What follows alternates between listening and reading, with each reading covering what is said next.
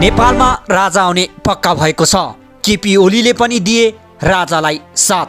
राजालाई देश सुम्पिएर केपी ओली यसरी बिदा हुँदैछन्। भिडियो यति बेला भाइरल भएको छ र यति बेला भिडियो बाहिरिएको छ। जान्नको लागि यो समाचार सुरुदेखि अन्तिमसम्म ध्यान दिएर सुन्नुहोस्।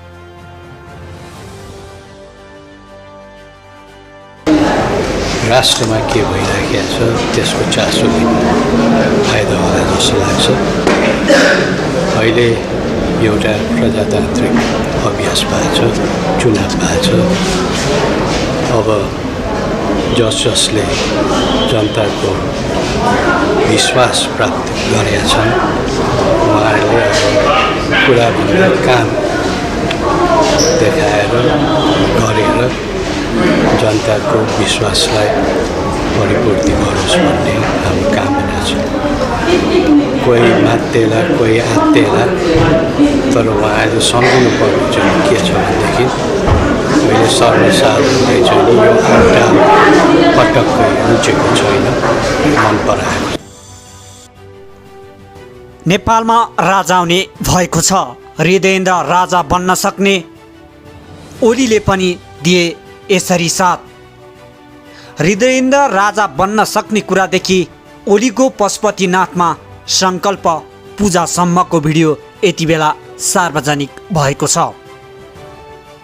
ध्यान दिएर सुन्नुहोस् र सक्दो सेयर पनि गरिदिनुहोस्। प्रधानमन्त्री केपी शर्मा ओलीले प्रतिनिधि सभा विघटन गराएपछि देशको राजनीतिमा नाटकीय घटनाहरू विकास हुन थालेका छन्। यही सेरोफेरोमा कतिपयको बोली फेरिएको छ भने कतिपय ठाउँबाट आश्चर्यजनक सम्भावनाका विषयहरू उठ्न थालेका छन्।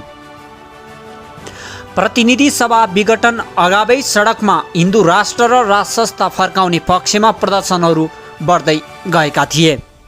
त्यसलाई अन्तर्राष्ट्रिय समुदायले पनि चासोको साथमा हेरेका थिए। विघटनपछि राजा नै फर्कने सक्ने सम्मको टिप्पणीहरू विदेशबाट समेत हुन थालेका छन्। भारतको क्याबिनेटका पूर्व सचिव एस रमेशले लेख मार्फत हृदयेन्द्रको राजा बन्ने सम्भावना समेत औल्याएका छन्। उनले 13 जनवरीमा टेलिग्राफ इन्डियामा सनसनीपूर्ण लेख लेखेर बेबी किङको विगतमा उठेका विषय स्मरण गराउँदै 18 वर्ष पुगेका हृदयेन्द्रको सम्भावना औल्याएका छन्। हृदयेन्द्र राजा बन्ने गरी राजसंस्था फर्कने भारतका पूर्व सचिव रमेशको लेख मार्फत भविष्यवाणी। बेबी नेपालको पछिल्लो स्थितिपछि नेपालको घटनाक्रमलाई अध्ययन गरिरहेको हुन सक्ने उनको भनाइ रहेको छ। विक्रमसम्म 2062-63 मा पूर्व राजा ज्ञानेन्द्रलाई सत्ता छाड्न लगाउन करण सिंह नेपाल पुगेको समेत स्मरण गर्दै उनले आफ्नो लेखमा राजसंस्था पुनर्स्थापना गर्न राष्ट्रिय प्रजातन्त्र पार्टीले नेतृत्व लिनुपर्ने समेत बताएका छन्। गिरिजाप्रसाद कोइरालाले राजा ज्ञानेन्द्र र पारसलाई हृदयेन्द्रका लागि माग प्रशस्त गर्न आग्रह गरेका थिए। एस रमेशले माओवादीले बेबी किङको प्रस्ताव अस्वीकार गरेको विषय उल्लेख गर्दै भनेका छन् के यो विगतमा गरिएको यो आग्रहलाई भेटरान नेताले पुनः यो विषयलाई मान्यता देलान्?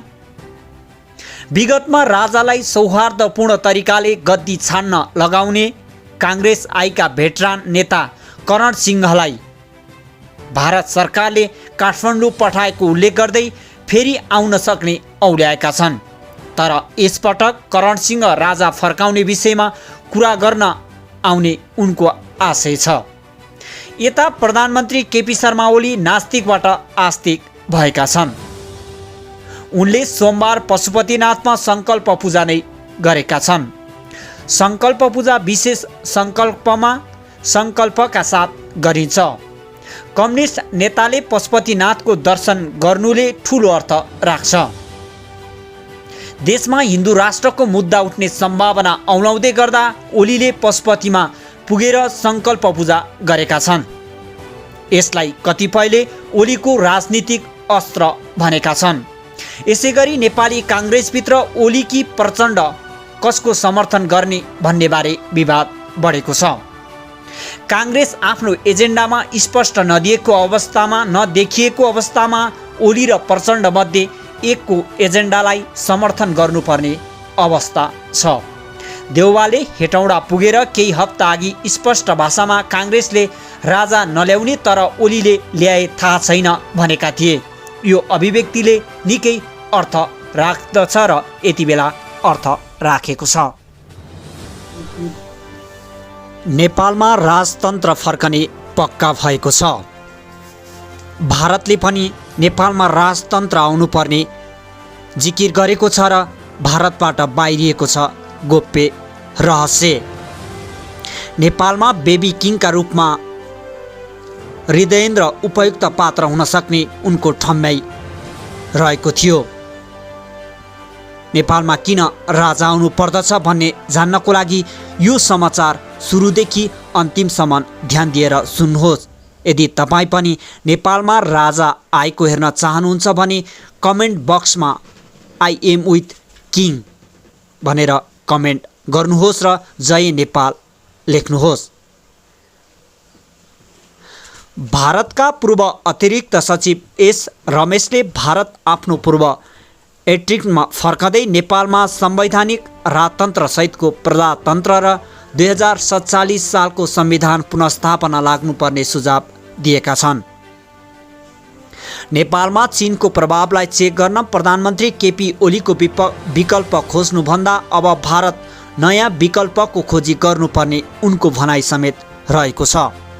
यसका लागि उनले अफगानिस्तानका राजा जाहिर शाह र कम्बोडियाका नोरोडोम सिंहानुकको उदाहरण समेत दिएका छन्। टेलिग्राफ इन्डिया.com मा प्रकाशित लेखमा उनले यसका लागि नेपालको राजपरिवारबाट भारत को माथि भर पर्न सक्छ भन्ने प्रमुख प्रश्न रहेको जिकिर समेत गरेका छन्। पूर्व राजा ज्ञानेन्द्र नागरिकका रूपमा जीवन बिताइरहेको र पूर्व युवराज पारसलाई जनताले राजा स्वीकार गर्न नसक्ने उल्लेख समेत गरेका छन्। यसअघि गिरिजाप्रसाद कोइरालाले बेबी किङका रूपमा अघि सारेको हृदयेन्द्र उपयुक्त पात्र हुन सक्ने उनको ठम्याइ छ। हृदयेन्द्र 18 वर्ष पुगिसकेको र भारतीय राजपरिवारसँग पनि सम्बन्ध रहेका कारण उनी नेपालमा राजतन्त्र पुनर्स्थापनाका लागि उपयुक्त पात्र हुने उनको बुझाइ समेत रहेको छ। नेपालमा पछिल्लो समय राजतन्त्र पुनर्स्थापनाको माग सहितको आन्दोलन देखिन थालेको बताउँदै नेपालभित्रबाट उठेको मागलाई भारतले यसलाई रोक्न नहुने उनले बताएका छन्। त्यस्तै नेपालमा चिनिया राष्ट्रपति सी जिनपिङको आक्रामक कदम र कम्युनिस्ट सिद्धान्तको फैलावटलाई रोक्न धार्मिक कार्ड पनि अस्त्र हुन सक्ने उनले बताएका छन्। यसका लागि नेपाली काङ्ग्रेस र राष्ट्रिय प्रजातन्त्र पार्टीले नेतृत्व लिनुपर्ने उनको भनाइ छ।